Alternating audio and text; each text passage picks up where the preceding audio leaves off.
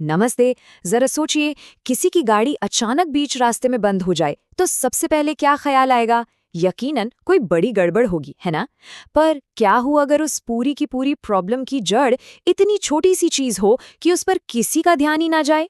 जी हाँ, मुट्ठी भर चींटियां।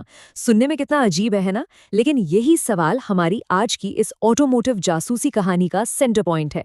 तो चलिए साथ मिलकर इस केस को सॉल्व करते हैं। तो ये रहा हमारा क्राइम सीन।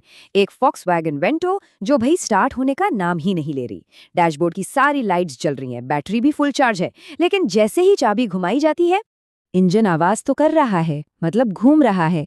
एक सेकंड के लिए लगता है कि बस अब स्टार्ट हो ही जाएगी, लेकिन नहीं, फौरन दम तोड़ देती है। और यही मिलता है हमें हमारा पहला सुराग। ऐसा महसूस हो रहा है जैसे इंजन तक फ्यूल सप्लाई ही कट गई हो।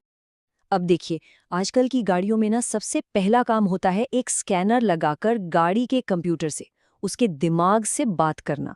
समझ लीजिए ये एक तरह का एक्सरे है, गाड़ी का एक्सरे।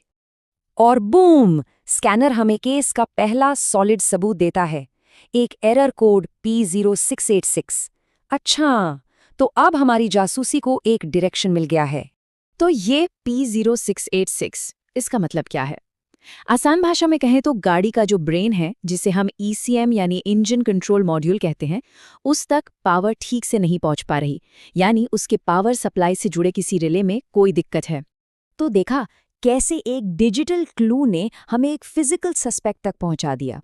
तो चलिए अब मिलते हैं इस छोटे से कंपोनेंट से जो इस पूरे केस के सेंटर में है, जिसका नाम है रिले। अब सवाल आता है, ये रिले आखिर होता क्या है? इसे ना एक तरह का बिजली से चलने वाला गेटकीपर समझिए।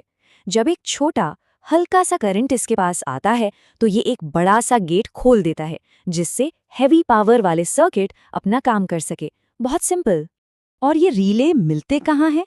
देखिए, जैसा इस डायग्राम में दिख रहा है, ये ज्यादातर तो फ्यूज बॉक्स के अंदर छुपे होते हैं। और ये फ्यूज बॉक्स भी गाड़ी में कहीं भी हो सकता है, कभी स्टीयरिंग व्हील के नीचे तो कभी इंजन बे में। ये देखिए, ये एक असली फ्यूज बॉक्स का लेआउट है। अंदर से ये किसी कॉम्प्लेक्स सर्किट बोर्ड जैसा दिखता है ना। हर एक रिले और फ्यूज का अपना एक खास काम है, और असली चैलेंज यही है कि इनमें से उस एक को ढूंढना जो प्रॉब्लम कर रहा है। एक और मजेदार बात, एक हेल्दी रिले की पहचान होती है उसकी आवाज। जब उसे पावर दी जाती है तो उसमें से एक हल्की क्लिक की आवाज आती है। ये आवाज असल में उसके अंदर के गेट के बंद होने की होती है। तो अब हमें ये पता है कि रिले क्या है और उसे कहाँ ढूंढना है। तो अब देखते हैं कि एक मैकेनिक उससे पूछताछ कैसे करता है, मतलब उसे टेस्ट कैसे करता है ये जानने के लिए कि वो सही है या खराब। किसी रिले को टेस्ट करना एक बहुत ही सिस्टमैटिक प्रोसेस है। सबसे पहले उसके पिन्स को आइडेंटिफाई किया जाता है। फिर एक मल्टीमीटर से उसके कॉइल को चेक करते हैं। इसके बाद नंबर आता है स्विच का। उसे पहले बिना पावर के चेक किया जाता है और फिर पावर देकर। और हाँ, हर बार उस क्लिक की आवाज पर पूरा ध्यान रखा जाता है। तो ये जो मल्टीमीटर की रीडिंग्स हैं, ये हमें क्या बताती हैं? देखिए, एक सही कॉइल का रेजिस्टेंस 50 से 120 ओहम के बीच होना चाहिए, और जो स्विच है वो बिना पावर के ओपन होना चाहिए और पावर देने पर क्लोज। अगर रीडिंग इनमें से कुछ भी अलग आई तो समझ लीजिए हमारा मुजरिम पकड़ा गया। चलिए वापस अपनी वेंटो पर चलते हैं। तो मैकेनिक ने सारी फ्यूज चेक कर लिए हैं और वो सब एकदम ठीक है। अब सारा का सारा शक एक ही चीज पर है, फ्यूल पंप का रिले। लेकिन यहाँ पर कहानी में एक ट्विस्ट है। फ्यूज ठीक है, वायरिंग भी ठीक लग रही है, तो फिर आखिर ये रिले अपना काम कर क्यों नहीं रहा? और इसका जवाब सिर्फ एक शब्द में है, चींटियां।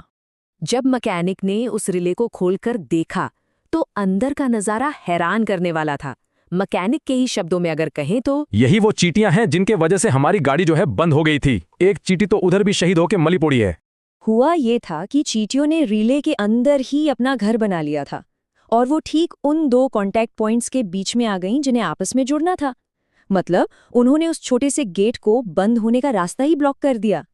तो बस उन चींटियों को सास किया गया, रिले को वापस अपनी जगह पर लगाया गया, और फिर मल्टीमीटर ने दिखाया कि फ्यूल पंप तक पूरे 12 वोल्ट पहुंच रहे हैं और गाड़ी एक ही सेल्फ में स्टार्ट हो गई।